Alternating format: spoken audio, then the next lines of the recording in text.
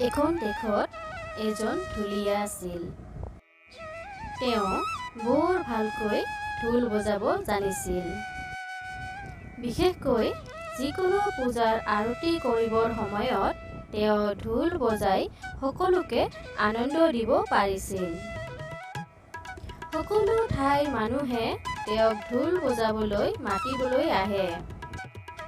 এইদৰে প্ৰায়বোৰ ঠাইতে ঢোল বজাই তেওঁ সুনাম অৰ্জন কৰিলে। নানা ঠাইৰ মানুহে যেতিয়া তেওঁক ঢোল বজাবলৈ মাতিবলৈ অহা হ'ল, তেতিয়া তেওঁৰ মনতে গৌৰৱ বোধ কৰিলে। সৰু সুৰা পূজাবোৰলৈ মাতিবলৈ আহিলে তেওঁ গৌৰৱেৰে নাযাওঁ বুলি কৈছিল। ঢোল বজাই তেওঁ বহুতো মাননি পাইছিল। তেনেকৈ তেওঁ সুন্দৰকৈ এটি ঘৰ সাজি বাস কৰিছিল। গাঁৱৰ মানুহে তেওঁৰ উন্নতিত ভাল পাইছিল আৰু তেওঁক বিয়া কৰাবলৈ পৰামৰ্শ দিছিল। অকলশৰীয়া জীৱন সুখৰ নহয় বুলি নানাজনে তেওঁলৈ ছোৱালী দিবলৈ আহিছিল। কিন্তু তেওঁ অহংকাৰেৰে তেনেবোৰ মানুহৰ ছোৱালী বিয়া নকৰাও বুলি প্ৰত্যক্ষ কৰিছিল।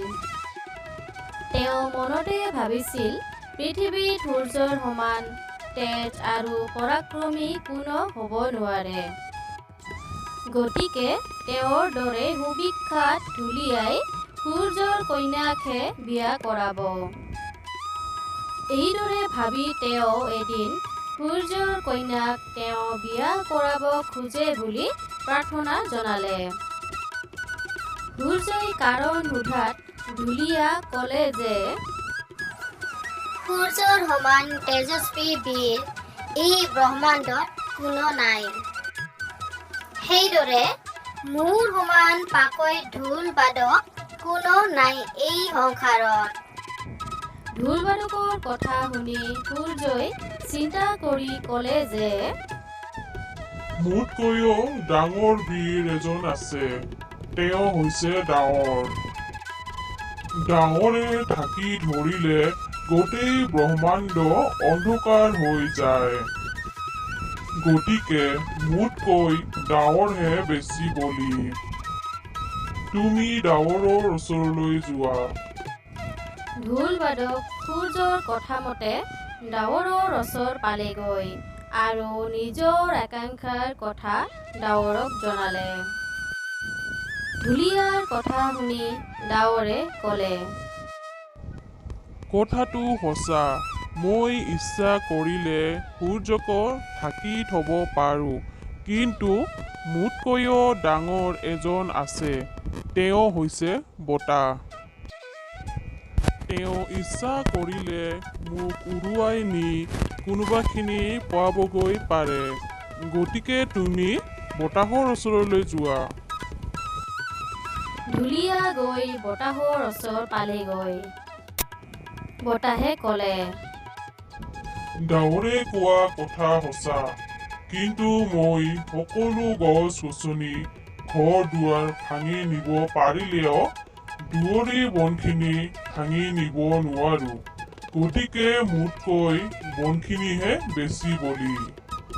তুমি দুৱৰীৰ ওচৰলৈ যোৱা। তেওঁহে তোমাৰ কাম সমাধান কৰিব পাৰিব। যেনে কথা তেনে কাম। এইবাৰ ঢুলীয়া ছোৱালী বিচাৰি দুৱৰীৰ ওচৰলৈ গ'ল। দুৱৰীয়ে ক'লে, বতাহে কোৱা কথা সম্পূৰ্ণ সঁচা, কিন্তু বতাহক ভয় নকৰিলেও মই শিং থকা গৰুক বৰ ভয় কৰোঁ। গৰুৱে শিঙৰে মাটি খান্দি দুৱৰীত পুলি পখা সকলো উঘালি পেলায়। গতিকে শিং থকা গৰুহে মোৰ বাবে বেছি শক্তিশালী। গতিকে তুমি শিং থকা গৰুৰ ওচৰলৈহে যোৱা। এইবাৰ ঢুলীয়া গৰুৰ ওচৰলৈ গ'ল আৰু সকলো কথা বিৱৰি ক'লে। শিং থকা গৰুৱে ঢুলীয়াৰ কথা শুনি ক'বলৈ ধৰিলে যে ময়ো এবিধ প্ৰাণীলৈ বৰ ভয় কৰোঁ। সেইবিধ হৈছে ঢুলীয়া। ঢুলীয়াই যেতিয়া ঢোল বজায় তেতিয়া মই ভয়তে কলৈ যাওঁ কি কৰোঁ লাগে। সেয়ে মাটি খান্দি লুকাবলৈ চেষ্টা কৰোঁ। সকলোৰে কথাবোৰ শুনি ঢুলীয়া নিৰুপায় হ'ল। গৈ গৈ এতিয়া ঢুলীয়াহে সকলোতকৈ বলি হ'ল। সেয়ে তেওঁ ঢুলীয়াৰ ছোৱালীকে বিয়া কৰাবলৈ স্থিৰ কৰি ঘৰমুৱা হ'ল।